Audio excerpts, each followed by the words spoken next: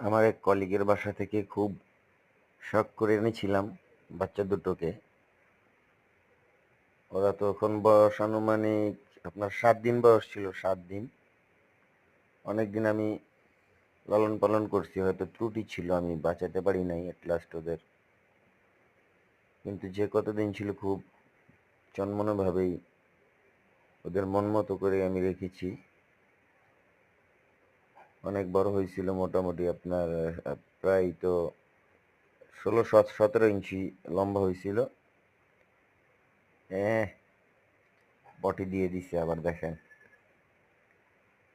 তো ঠান্ডাজনিত কারণে হয়তো ওরা মারা গেছে, আমার যতটুকু ধারণা।